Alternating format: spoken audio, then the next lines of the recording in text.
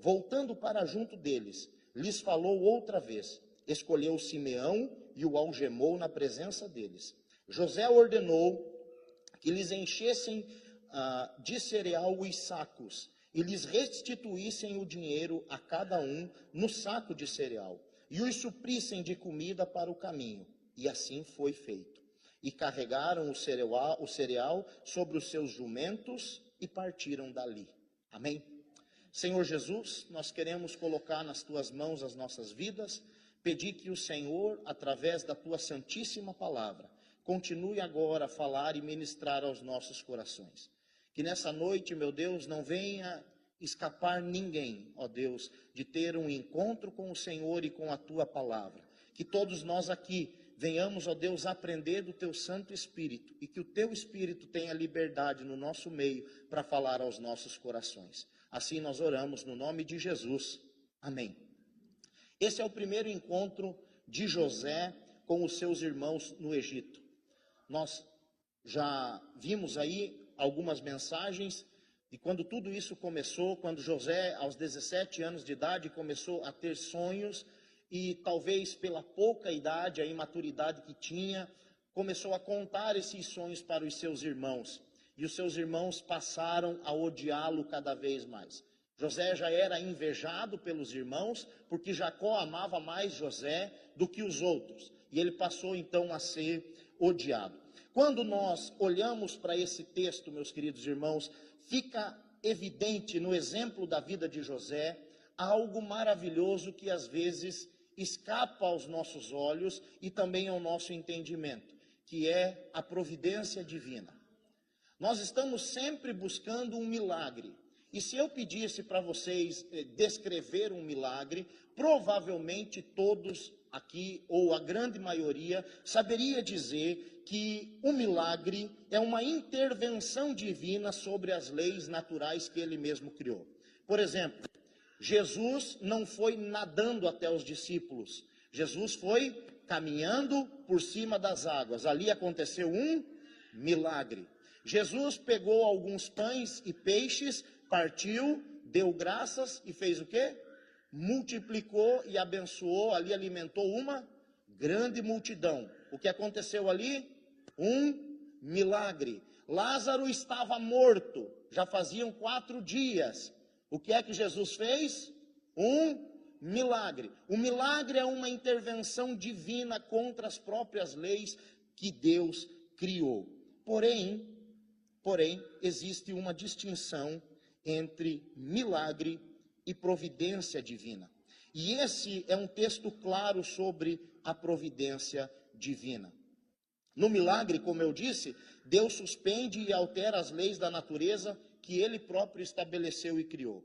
Já na providência divina, Deus age através das leis naturais que ele mesmo criou. Ou seja, Deus usa os meios naturais, o correr da história, as decisões dos seres humanos, as decisões das pessoas para cumprir o seu propósito. O que é um milagre? É uma intervenção divina quebrando as regras naturais que ele criou. O que é a providência divina?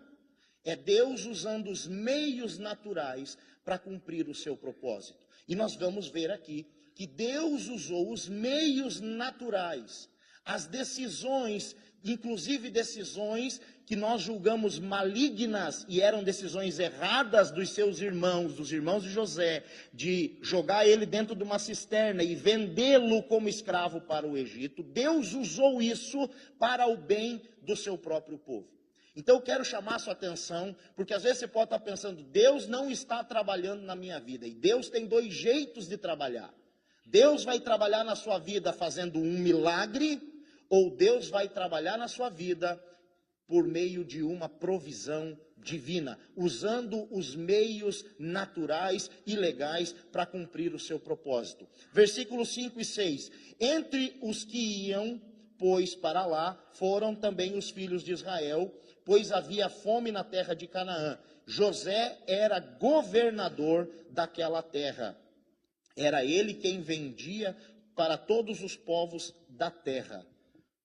O que está acontecendo aqui?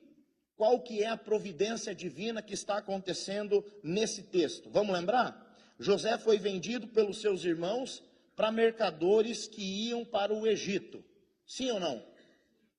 Mas nós sabemos que eles foram para o Egito.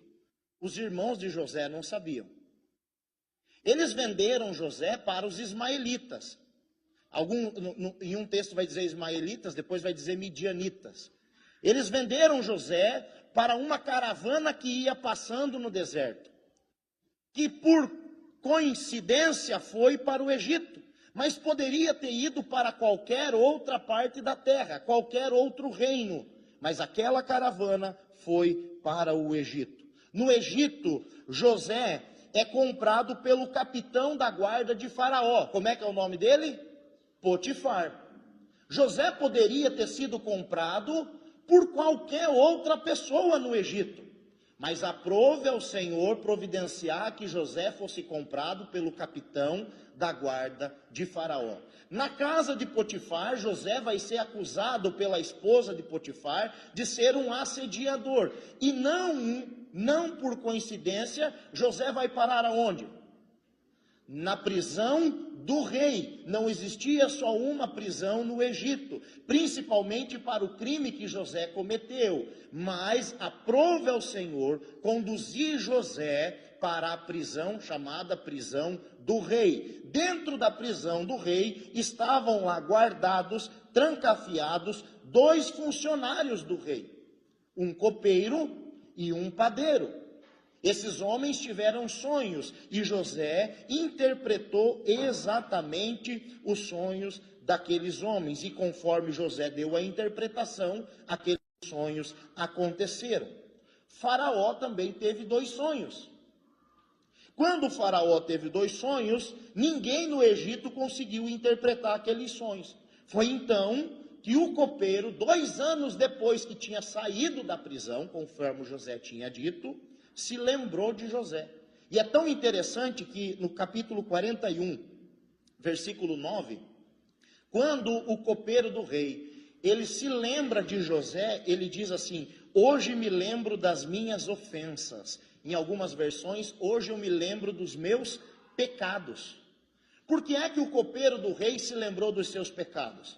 Porque 2 anos atrás, quando ele estava aflito, preso, e teve um sonho, e achando que ele ia morrer, José disse: você não vai morrer, dentro de 3 dias você vai ser restabelecido ao cargo, e você vai entregar o copo na mão de Faraó. Porém, faça um favor para mim, eu sou inocente, roubaram-me da terra dos meus pais, eu não cometi crime algum. Quando você estiver na presença de Faraó, fala de mim para ele, me ajuda, pede para Faraó me tirar daqui. E o copeiro, quando voltou para a vida boa, esqueceu-se de José. E agora ele lembra de José, ele diz: puxa vida, eu cometi um pecado, eu prometi ajudar e não ajudei. Então o copeiro se lembra. José vai interpretar os sonhos de Faraó e aconselhar o rei a tomar as providências quanto ao futuro do Egito. Faraó fica tão feliz com a interpretação de José e com a sabedoria de José, que o constitui como vizir, ou seja, como governador de toda a terra do Egito. Gênesis 41, do 37 em diante, diz assim: o conselho agradou Faraó e a todos os seus oficiais. Então Faraó perguntou aos seus oficiais: será que poderíamos achar alguém melhor do que José, um homem em quem está o Espírito de Deus? Depois Faraó disse a José: visto que Deus revelou tudo isto a você, não há ninguém tão ajuizado e sábio como você. Você será o administrador da minha casa e de todo o meu povo. Obedecerá a sua palavra. Somente no trono eu serei maior do que você. E Faraó disse mais a José: eis que eu o constituo autoridade sobre toda a terra do Egito. Essa é a providência de Deus. Essa é a providência de Deus. Tramaram contra a vida de José. Lançaram ele, jogaram ele dentro de uma cova. Deus usou isso para bem na vida de José. Venderam José para os midianitas. Deus preparou com que aqueles homens levassem José para o Egito. No Egito, Deus fez com que Potifar comprasse José. José foi levado para a prisão do rei. Na prisão do rei, Deus colocou 2 homens que precisavam de interpretação. E José interpretou. Depois Faraó sonhou. José deu a interpretação. Tudo seguiu um fluxo natural para o bem e para o propósito de Deus se cumprir. Essa é a provisão divina, essa é a providência de Deus. E a providência de Deus, irmãos, é a maneira muito sábia pela qual Deus governa o mundo. É a maneira sábia com que Deus governa o mundo de acordo com o seu propósito, para estabelecer os fins que ele mesmo deseja. Como governador de Faraó, José começou então a pôr em prática o plano. Qual era o plano de José? Deus deu a revelação para ele. São 7 anos de fartura e 7 anos de escassez. José começou a trabalhar. E durante esses 7 anos, José construiu celeiros, José construiu e arrumou estradas, José preparou as terras. Diz o texto que aonde tinha uma lavoura, José construiu um celeiro, e também na capital, grandes celeiros. Tamanho foi a bênção desse trabalho, e que Deus abençoou de uma maneira tão grande, que eles ajuntaram tanto cereal quanto a areia do mar, que eles já não podiam mais contar. Isso tudo porque Deus abençoou o seu servo. Gênesis 41, do 46 em diante. José tinha 30 anos de idade quando se apresentou a Faraó, rei do Egito, e andou por toda a terra do Egito. Nos 7 anos de fartura, a terra produziu com abundância. E José ajuntou todo o mantimento que houve na terra do Egito durante os 7 anos e o guardou nas cidades. O mantimento do campo ao redor de cada cidade foi guardado na mesma cidade. Assim José ajuntou muitíssimo cereal, como a areia do mar, até perder a conta, porque ia além das medidas. Os 7 anos de fartura acabaram e começaram os 7 anos de fome. Os 7 anos de miséria.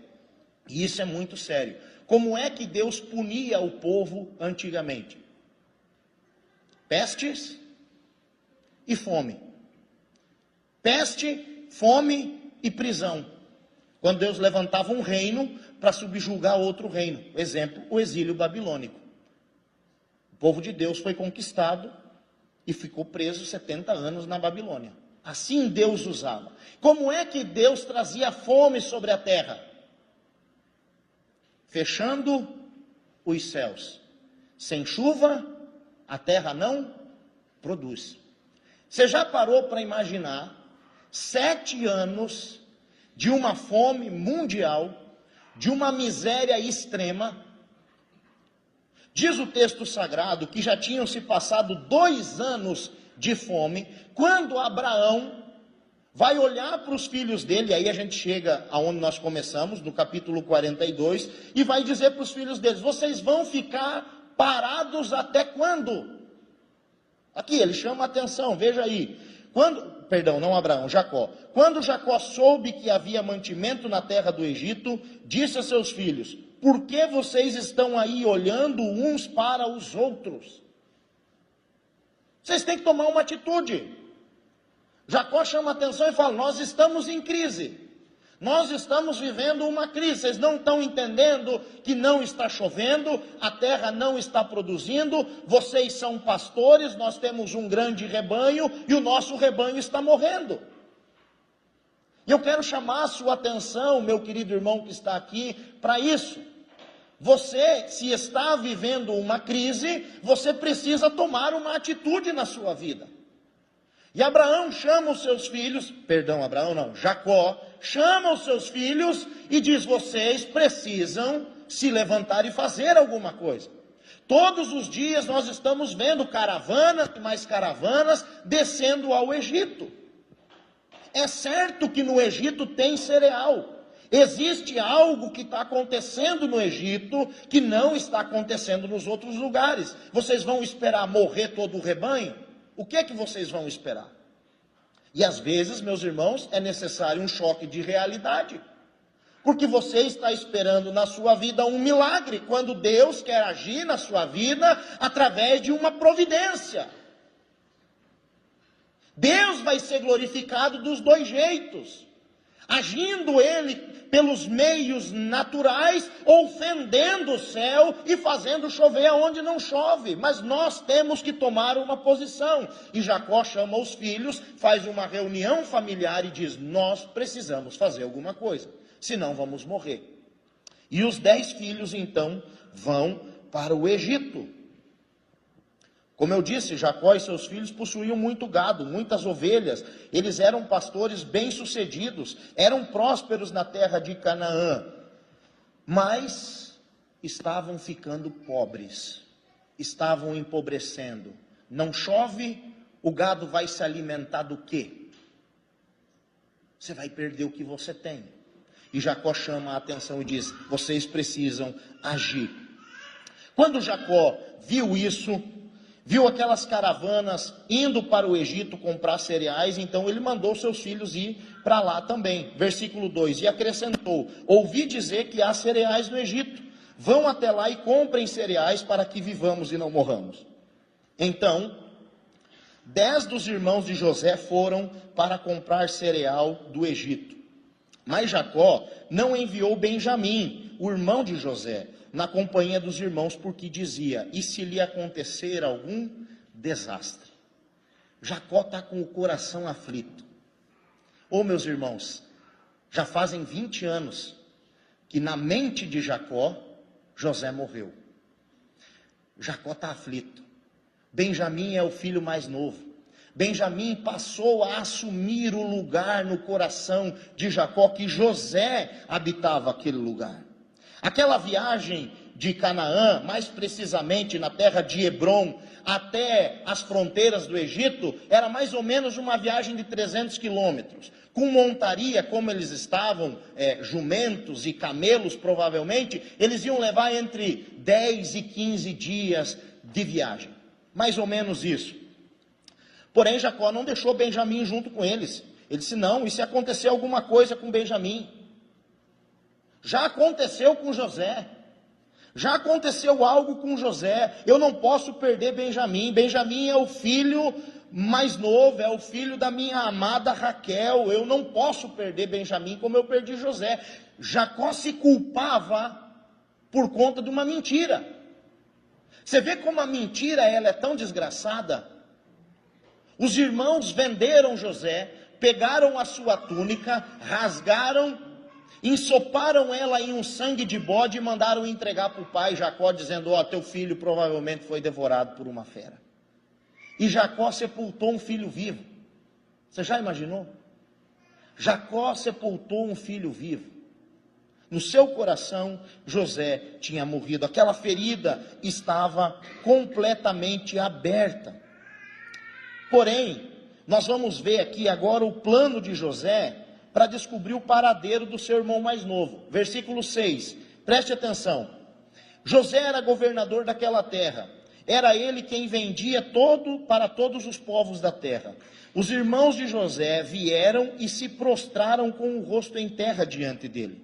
Quando José viu os seus irmãos, reconheceu-os, porém não se deu a conhecer. Foi ríspido com eles e lhes perguntou: de onde vocês vêm? E responderam: da terra de Canaã, para comprar mantimento. José reconheceu os irmãos, mas eles não o reconheceram. Versículo 8. José reconheceu os seus irmãos, mas eles não o reconheceram. E Moisés, que é quem escreve essa história, faz questão de narrar isso. Por que é que Moisés está fazendo questão de escrever que José reconheceu e de que os irmãos não reconheceram José? Primeiro, porque José mantinha os seus irmãos vivos no coração. José mantinha os seus 10 irmãos, aliás, os seus 11 irmãos, vivos no seu coração. José lembrava-se da sua família.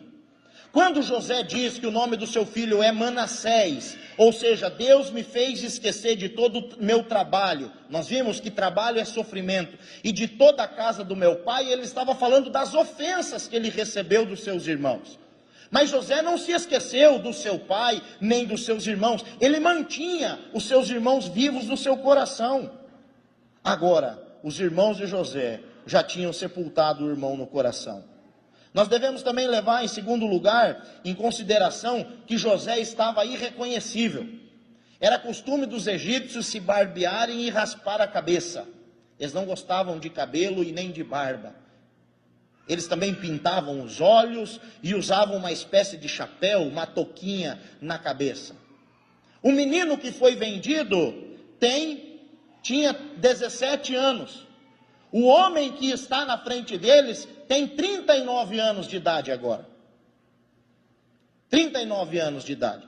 Em terceiro lugar, ninguém chega lá ou chega no Egito para falar com José. Ninguém fala com José no Egito. Sabe com quem que eles falam? Com Zafenate Paneia. É o nome que José recebeu de Faraó. Quando José se torna governador do Egito, diz o texto sagrado que Faraó dá um outro nome para José. E para falar com José não é mais o Zezinho, ninguém mais tem acesso ao seu Zé. Agora é o doutor Zafenate Paneia. Ele é o vizir, ele é o governador de toda aquela terra do Egito. Aqueles homens venderam um jovem com 17 anos de idade como escravo, e agora José está com quase 40. Vamos fazer uma conta aqui? José foi vendido com 17 anos, ficou 13 anos preso. 17 mais 13 é igual a 30. Beleza. Aí são 7 anos de fartura. 30 mais 7, 37. Mas, porém, agora já se passaram mais 2 anos de fome, de escassez. 37 mais 2, 39 anos de idade. Chega aquela renca de Hebreus, 10 Hebreus. Todos vestidos, barbudos, cabelo comprido. E está lá José, barbeado, sem cabelo, uma touquinha na cabeça, anel sinete na mão, vestido como um egípcio, falando o idioma egípcio, porque diz o texto que José falava com eles por meio de um intérprete. José não se deu a conhecer, e aí José bola um plano. Não está escrito que José bolou um plano, mas fica nítido no texto que José bola um plano no seu coração. Ele reconheceu os irmãos, mas ao invés de tratar os seus irmãos com alegria, diz o texto sagrado que José começa a tratá-los com rispidez. Com rispidez. José já tinha perdoado seus irmãos, e isso fica nítido, fica claro quando nascem os seus filhos. Primeiro filho, Manassés. Deus me fez esquecer de todo o meu trabalho e de toda a casa do meu pai. Deus me fez esquecer, Deus me fez perdoar os meus irmãos. O segundo filho de José, Efraim. Deus me fez próspero na terra da minha aflição. Quando José reconheceu os seus irmãos, o que é que acontece aí? Versículo 9 da sua Bíblia. Que até então José tinha se esquecido. Imediatamente José lembra dos sonhos que Deus tinha dado para ele. Oh, meu querido irmão, olha aqui para mim. No tempo certo de Deus, os sonhos dele vão se realizar na sua vida. E num momento que você menos espera, você vai estar vivendo aquilo que um dia você sonhou. Você vai dizer assim, me belisca, para ver se eu estou sonhando. E aquilo que você sonhou vai ter se tornado realidade na sua vida. José, no momento que viu os irmãos, José se lembrou do sonho. Vamos lembrar do sonho de José? O primeiro sonho que José teve é que eles estavam no campo atando feixes. Provavelmente feixes de trigo. Provavelmente. O que aconteceu com aqueles feixes? O feixe de José ficou de pé, todos os outros feixes se rodearam e se curvaram diante do feixe de José. O segundo sonho é o sol e a lua e as demais estrelas, 11 estrelas, se dobram diante de uma estrela. Como é que os irmãos de José estão agora? Indo no Egito, atrás de cereais, e estão prostrados, versículo 6, com o rosto no chão. Quando José vê aquela cena, ele em pé e rodeado pelos seus irmãos, ele diz: Deus cumpriu o sonho. Deus fez acontecer aquilo que ele falou que iria acontecer. E aqui eu quero chamar a sua atenção para algo que é irrevogável. Deus não é homem para mentir, nem filho do homem para se arrepender. Aquilo que Deus promete, ele cumpre nas nossas vidas. E José se lembrou do sonho. José se lembrou daquilo que ele tinha sonhado. Porém, nós sabemos que quando José contou para os irmãos a primeira vez o sonho, o que é que os irmãos falaram para ele? Gênesis 37, versículo 8. Os irmãos diziam: você pensa mesmo que vai reinar sobre nós? Quem é você, José? Você pensa que realmente dominará sobre nós? E com isso o odiavam ainda mais. Aqueles homens não podiam saber que estavam diante de José. E José então bola um plano no seu coração.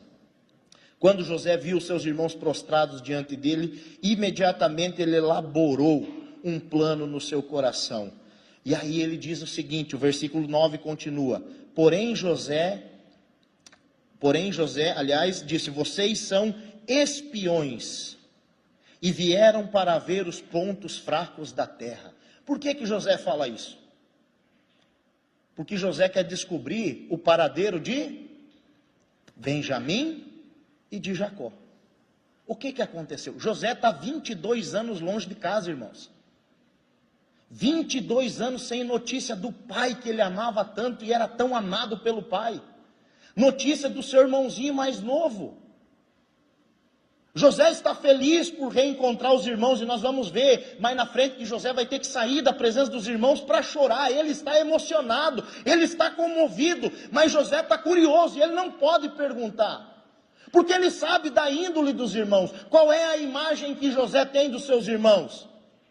Trapaceiros, traiçoeiros, agressivos, porque foi isso que aconteceu com José. José foi até Dotã, atrás dos seus irmãos, amando do seu pai, e enquanto José se aproximava deles, diz o texto que eles tramavam contra a vida de José. José sabia o quanto aqueles homens eram sorrateiros, o quanto eles eram perigosos e mentirosos. Por isso José não se deu a conhecer no primeiro encontro. Por isso José elabora um plano agora, e ele começa a acusar os irmãos, dizendo: vocês são espiões. Vocês são espiões. E quando José aperta eles dizendo: vocês são espiões, a defesa desses homens é dizer: não, nós somos homens de bem. Nós somos homens de família. Nós somos trabalhadores.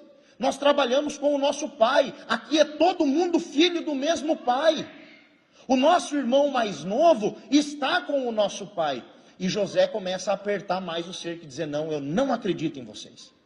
Eu não acredito, porque vocês são espiões. Vocês vieram aqui para espionar a terra. José não está se vingando dos irmãos. José está experimentando para ver se eles estão ou não estão falando a verdade. Porque o desejo do coração de José é saber o que é que aconteceu com Benjamim. Se eles tiveram a coragem de fazer isso comigo, será que eles não fizeram com meu irmãozinho? Será que eles não mataram Benjamim? Será que eles não venderam Benjamim como escravo? O que aconteceu com o pai quando ele ficou sabendo? O que eles falaram de mim para o pai? O que foi? O que aconteceu? Porque foi de um segundo para o outro. José deixa de ser filho e passa a ser escravo. E começa a viver longe da sua casa e dos seus parentes por 22 anos. E é por esse motivo que José foi ríspido com os seus irmãos e começa a acusar eles de serem espiões. Porém, os irmãos de José começaram a se defender e a alegar, dizendo: não, nós somos homens de bem. Nós só queremos aqui comprar cereais. Nós viemos ao Egito para comprar cereais. E eles dizem no versículo 11: somos todos filhos de um homem só. somos homens honestos. Estes teus servos não são espiões. Ele, porém, lhes respondeu: nada disso. Pelo contrário, vocês vieram para ver os pontos fracos da terra. Versículo 13, eles disseram: nós, seus servos, somos 12 irmãos, filhos de um homem na terra de Canaã. O mais novo está hoje com o nosso pai, o outro já não existe. Opa! José começou a ver uma luz. O outro mais novo está com o nosso pai. Significa que Benjamim está vivo. E o pai também. Mas como é que José vai saber que eles estão ou não falando a verdade?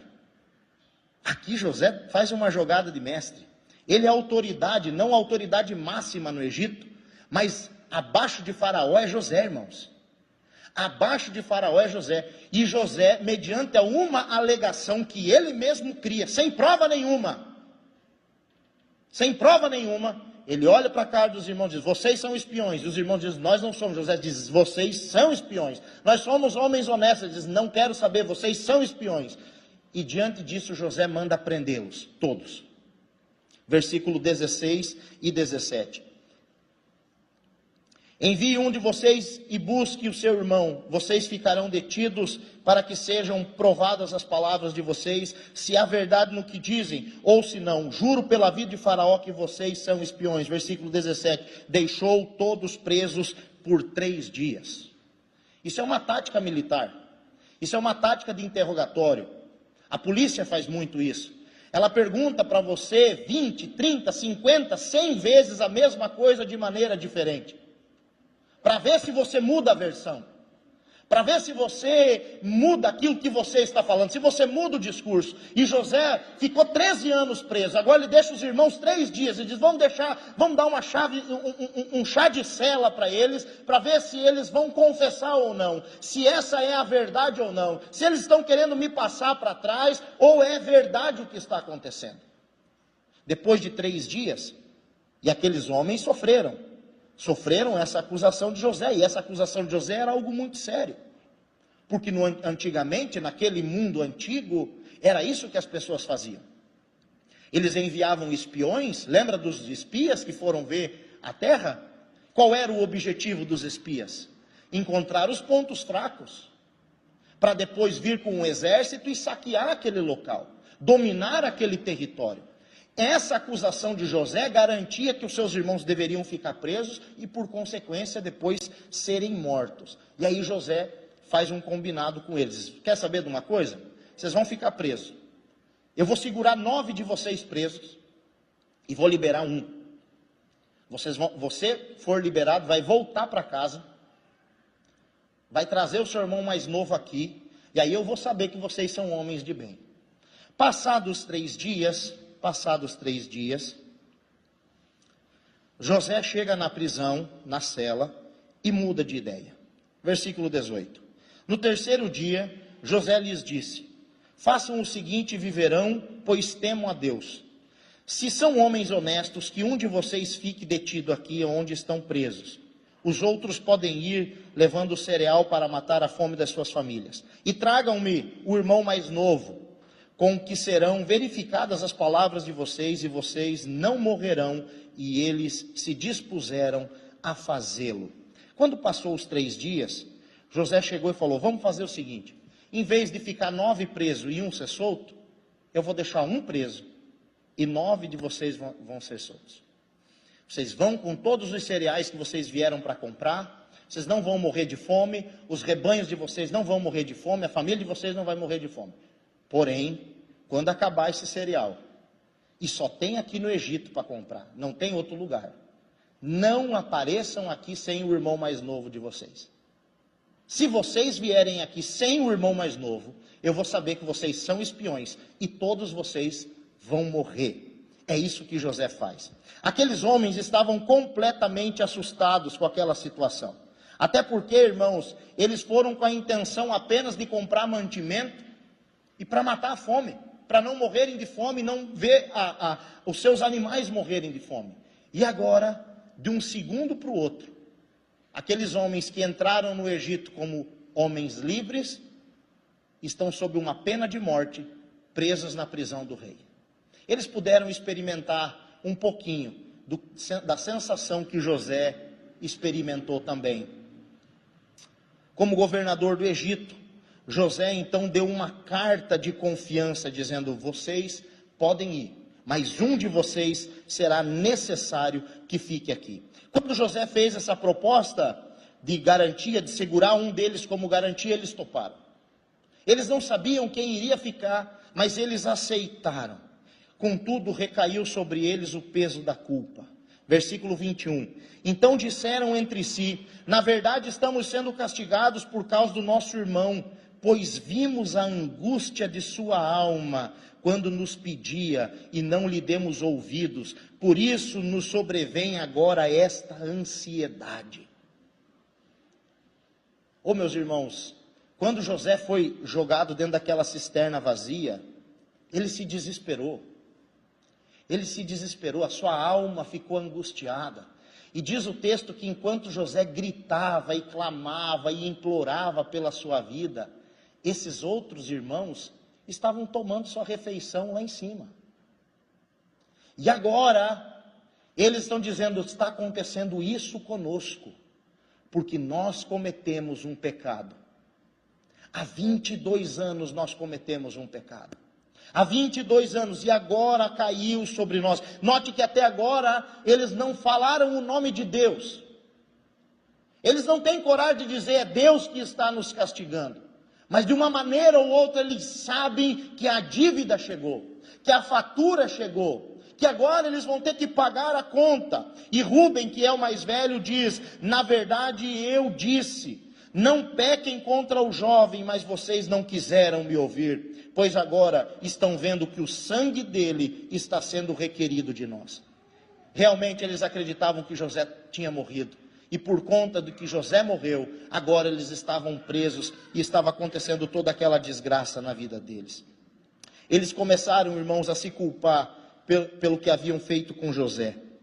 Aquele pecado que parecia não ter dado em nada, chegou. A consequência daquele pecado que parecia ter ficado escondido durante 22 anos, veio à tona. Minou a podridão debaixo da terra, e agora eles dizem: nós estamos pagando pelo sangue que derramamos. Eles estavam vivendo assombrados por uma lembrança, mas não tinham a coragem de confessar o seu pecado. Eles estavam vivendo assombrados por uma lembrança, mas não tinham coragem de chegar e dizer: nós erramos com José. Nós erramos. Pai, vamos em busca. Nós vendemos o nosso irmão.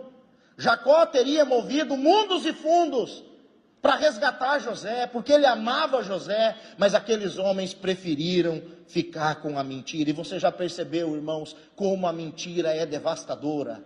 Por isso a palavra de Deus diz: nada temos contra a verdade, por mais que doa, a verdade é sempre a verdade.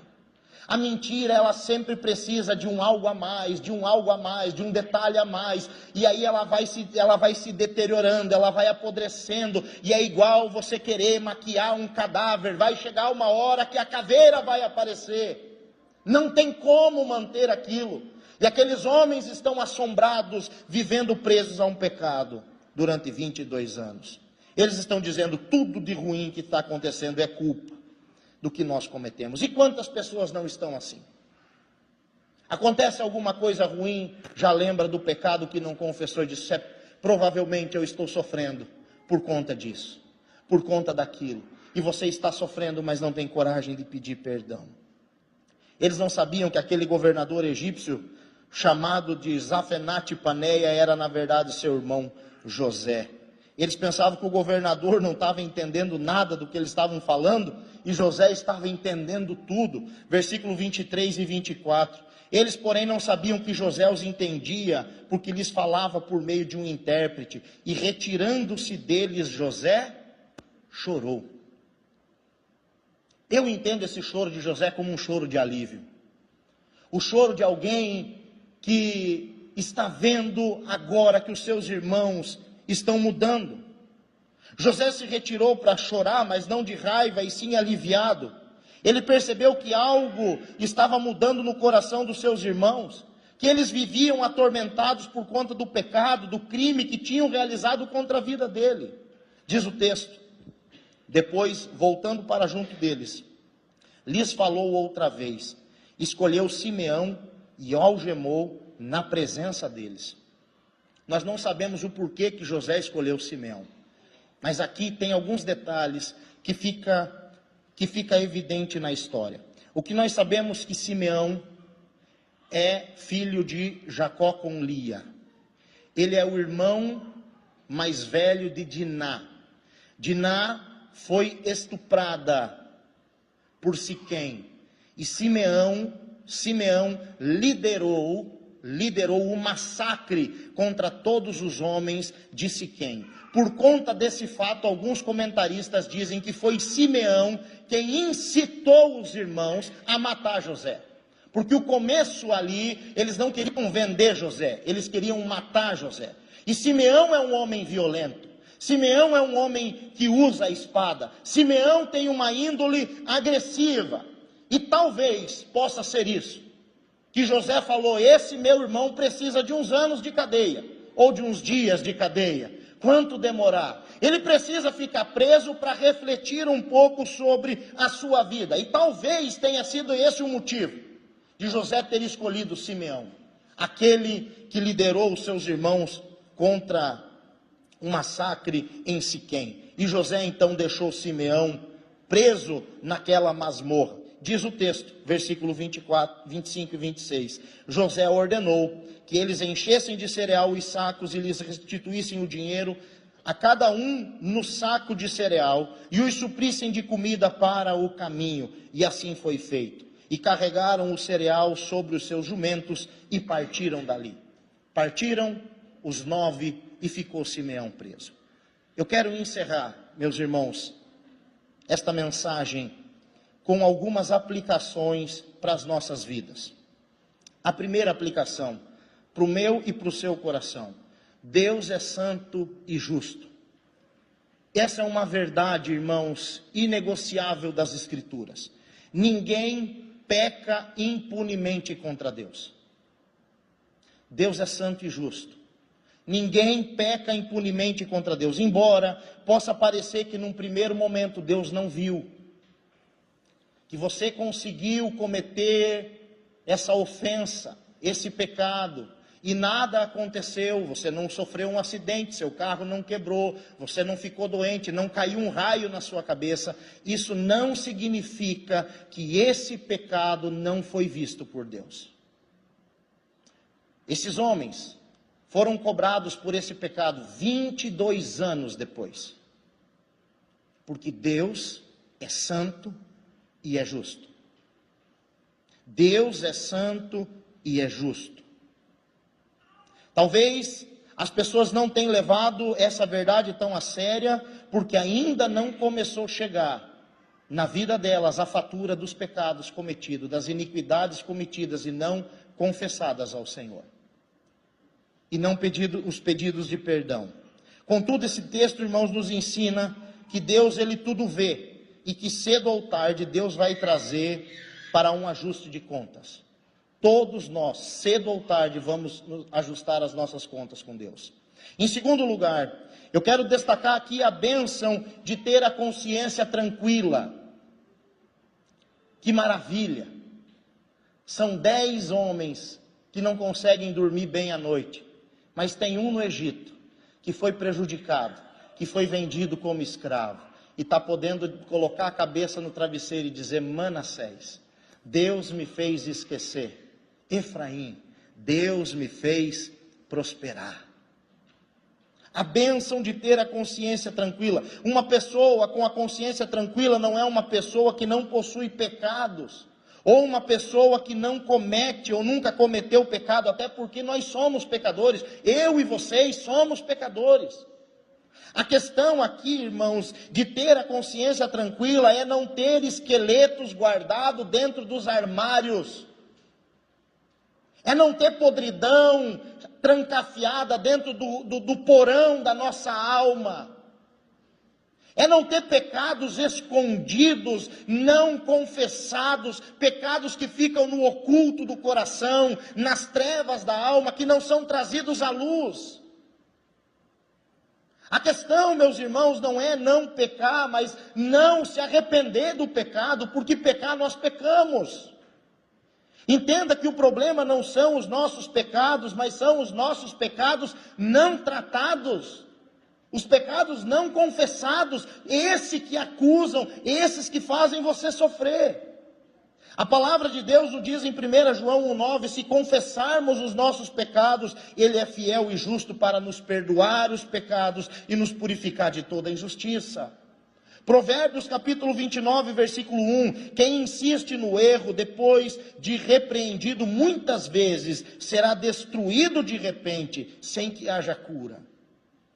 Provérbios 28, 13, quem encobre as suas transgressões jamais prosperará, mas o que as confessa e abandona alcançará misericórdia. Por que é que José prosperou? Porque Manassés nasceu, Deus me fez perdoar, Deus me fez esquecer, aí José prosperou. Por que é que os irmãos de José não estão prosperando? Porque há 22 anos, eles estão ocultando o cadáver de José no seu coração. Eu quero dizer para você que existe perdão e reconciliação no sangue de Jesus, irmãos. Existe perdão e reconciliação. O crente que está em dia no seu caminhar com Deus tem uma consciência tranquila. Quem está em dia com a sua consciência não interpreta todas as fases ruins da vida como um peso. Note tudo que José sofreu, foi traído, odiado, vendido como escravo, viveu como prisioneiro, e você pode ler toda a história de José, você não vai achar nenhuma vírgula José reclamando e dizendo, por que Deus? Eu não fiz nada para merecer isso. E aí, quando Estevão vai se referir a José, ele diz, era porque Deus estava com ele. Deus estava com ele. Em terceiro lugar, o peso da culpa. Oh, meus irmãos, a consequência de uma consciência culpada é terrível. Existem pessoas que vivem presas às suas próprias culpas. Existem pessoas que vivem presas às suas próprias culpas, aos seus próprios pecados. Os irmãos de José ficaram reféns da culpa por mais de 20 anos. Mais de 20 anos. E eu posso garantir para vocês que essa é a pior prisão do mundo. Não tem grade, não tem corrente, não tem algema, mas todo dia você se olha no espelho. Você pode estar comendo um churrasco, deitado numa rede, você molhando o pé numa praia, de repente vem aquela culpa, vem aquela vergonha. E a gente às vezes tem vergonha de confessar para Deus, e aí esconde aquilo no coração de novo. E os irmãos de José disseram, recaiu sobre nós o sangue do nosso irmão. Em quarto lugar, a quarta aplicação para a nossa vida é que nós devemos guardar e aguardar o que Deus faça a sua obra completa. Oh, meus irmãos, às vezes nós aliviamos cedo demais. José não se deu a conhecer no primeiro momento. José poderia, quando viu os irmãos lá falando e dizendo, olha, caiu a culpa sobre nós fizemos isso com o nosso irmão, José poderia se revelar a eles, mas José não se revelou. O que eu quero dizer com isso, meu irmão? Não intervenha no tratamento de alguém. Às vezes Deus vai levar uma pessoa no fundo do poço, para curar ela. Os irmãos de José precisaram ter esse choque, ter esse encontro, olhar o pecado frente a frente e dizer, está acontecendo isso, porque nós erramos. A conversão desses homens se deu por conta do tratamento. Então não atrapalhe o tratamento de Deus. Não atrapalhe. Em quinto e último lugar, felizes são aqueles que recebem de Deus a oportunidade de arrependimento e perdão. Não existe nada melhor do que isso, do que receber do Senhor. Deus poderia deixar que aqueles 10 irmãos levassem para a cova o pecado. Deus poderia deixar, mas Deus não fez. Deus deu a oportunidade para eles em vida de confessarem os seus pecados e de se reconciliarem com o irmão. Isso é maravilhoso, irmãos. Eu sei que às vezes isso dói,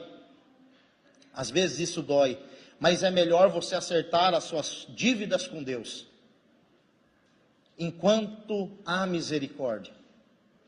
É melhor nós acertarmos as nossas dívidas com Deus agora, do que deixar para o dia do juízo. No dia do juízo não haverá misericórdia. É isso que o texto diz. Hoje nós temos um advogado justo, santo e fiel no céu. Mas Deus virá como um juiz. A palavra do Senhor diz que ao homem está ordenado morrer uma única vez, vindo depois disso o juízo. Você precisa se acertar com Deus hoje. Você precisa se acertar com Deus agora. Hoje Deus nos oferece pleno perdão em Jesus Cristo. Eu sei que às vezes o inimigo ele coloca no nosso coração, não fale com Deus, isso é vergonhoso, isso é feio demais, não confesse o seu pecado.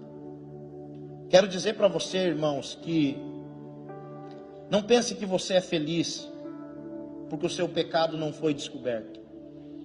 Não pense. Pelo contrário. Nós seremos felizes quando confessarmos os nossos pecados a Deus, as nossas fraquezas a Deus. Quando a gente se desarma e diz: Senhor, eu cometi isso, eu tenho um vício nisso, eu não consigo me libertar disso, Pai. Isso tem assombrado a minha vida. Os irmãos de José viveram 22 anos assombrados pelo que eles tinham feito.